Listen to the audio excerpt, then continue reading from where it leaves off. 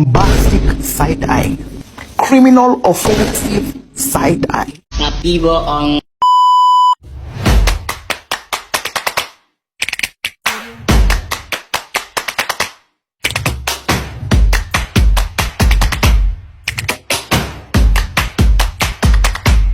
안녕하세요 여러분.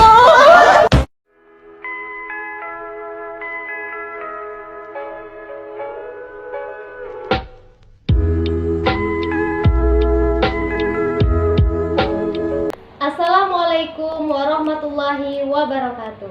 Halo, apa kabar semuanya? Semoga sehat selalu ya, dan semoga tetap dalam lindungan Allah Subhanahu wa Ta'ala. Baik, perkenalkan nama saya Gusti Nur Alisa dengan NIM 2223210146, Program Studi Pendidikan Agama Islam dari Universitas Islam Negeri Fatmawati Sutarjo Bengkulu. Baiklah, di sini saya akan membahas mengenai teori-teori pertumbuhan dan perkembangan pada masa remaja secara umum. Apa sih remaja itu? Nah, di sini saya akan membahas remaja terlebih dahulu. Remaja adalah masa perkembangan setelah masa anak-anak menuju masa dewasa yang meliputi perkembangan emosi, fisik, dan kognitif. Selanjutnya kita bahas mengenai batasan usia remaja. Usia remaja itu ada 3. Yang pertama itu usia remaja tahap awal.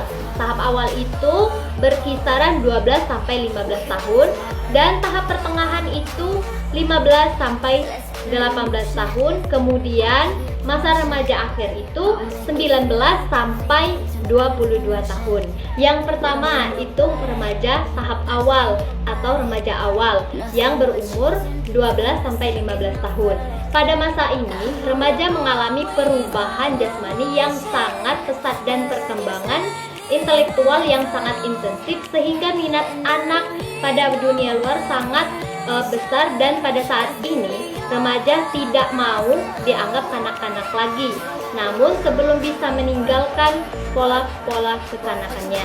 Selain itu, pada masa ini remaja sering mengalami sunyi, ragu-ragu, tidak stabil, tidak puas, dan merasa kecewa. Yang kedua itu remaja pertengahan atau tahap remaja pada pertengahan yang berumur 15 sampai 18 tahun. Kepribadian remaja pada masa ini masih kekanak-kanakan, tetapi pada masa remaja ini timbul unsur baru, yaitu kesadaran mengenai pribadian dan kehidupan badannya sendiri. Maka dari perasaan yang penuh keraguan pada masa remaja awal, maka pada masa rentan usia ini mulai timbul kemantapan pada diri sendiri. Rasa percaya diri pada remaja menimbulkan kesanggupan pada dirinya untuk melakukan penilaian terhadap tingkah laku dan yang dilakukannya. Selain itu, pada masa ini remaja mulai menemukan diri sendiri atau jati dirinya. Yang ketiga itu remaja akhir yang berumur 19 sampai 22 tahun. Pada masa remaja ini sudah mantap dan stabil, remaja sudah mengenal dirinya dan ingin hidup dengan pola hidup yang digariskan sendiri dengan keberanian. Remaja mulai mengalami arah hidupnya dan menyadari tujuan hidupnya. Remaja sudah mempunyai pendirian tertentu berdasarkan satu pola yang jelas yang baru ditemukannya. Kemudian kita akan membahas mengenai pertumbuhan dan perkembangan. Pertumbuhan itu adalah perubahan yang bisa diukur, dilihat, atau diraba. Biasanya menyangkut itu fisik atau bentuk dan ukuran.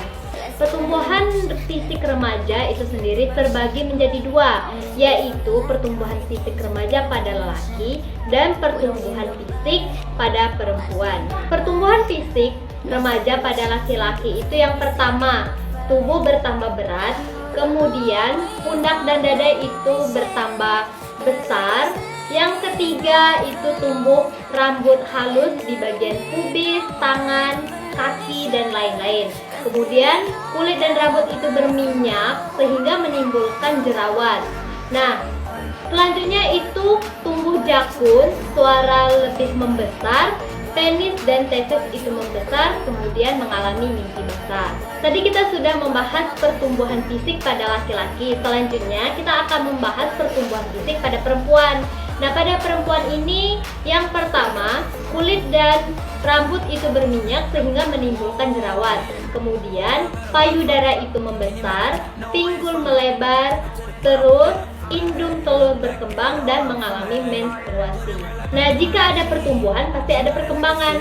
Perkembangan ini adalah proses yang bersifat kualitatif dan berhubungan dengan kematangan seseorang individu yang ditinjau dari perubahan yang bersifat progresif dan sistematis di dalam diri manusia.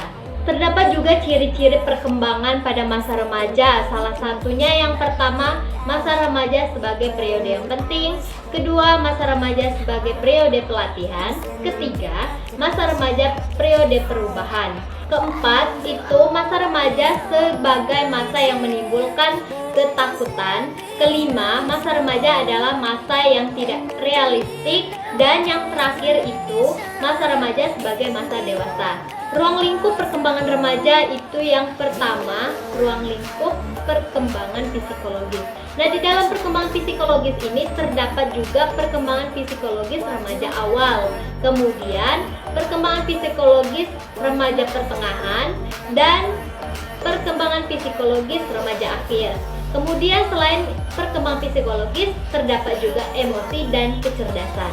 Perkembangan psikologis remaja pada awal itu biasanya yang pertama, meningkatnya kesadaran diri. Kedua, perubahan emosi. Perubahan emosi ini terdapat mudah marah, tersinggung, atau agresif. Yang ketiga, itu senang bereksperimen dalam berpakaian atau berdandan. Kemudian yang keempat itu berperilaku memberontak sehingga sering terjadinya konflik. Yang kelima itu remaja mempunyai keterkaitan dengan kelompoknya, dan yang terakhir itu sulit bertoleransi dan berkompromi. Di masa perkembangan psikologis remaja pertengahan ini, masa remaja pertengahan ini sudah mampu berkompromi, tenang, sabar, dan lebih toleransi untuk menerima pendapat orang lain. Nah, terdapat juga belajar berpikir independen dan menolak campur tangan orang lain termasuk orang tua. Kemudian mulai membina hubungan dengan lawan jenis tetapi tidak serius. Perkembangan psikologi pada masa remaja akhir ini biasanya sudah mulai menggeluti masalah tentang sosial, politik maupun agama. Kemudian mulai belajar mengatasi stres, kemudian sulit diajak berkumpul dengan keluarga. Ada juga belajar mandiri secara finansial maupun emosional. Merasa sebagai orang dewasa, mampu berhubungan dengan lawan jenis, dan sudah mampu lebih serius dengan lawan jenis. Baiklah teman-teman, mungkin itu saja yang dapat saya jelaskan mengenai teori-teori pertumbuhan dan perkembangan pada masa remaja secara umum. Semoga apa yang saya sampaikan tadi dapat bermanfaat bagi kita semua. Saya akhiri, wallahul muwaffiq ila aqwamit thariq. Wassalamualaikum warahmatullahi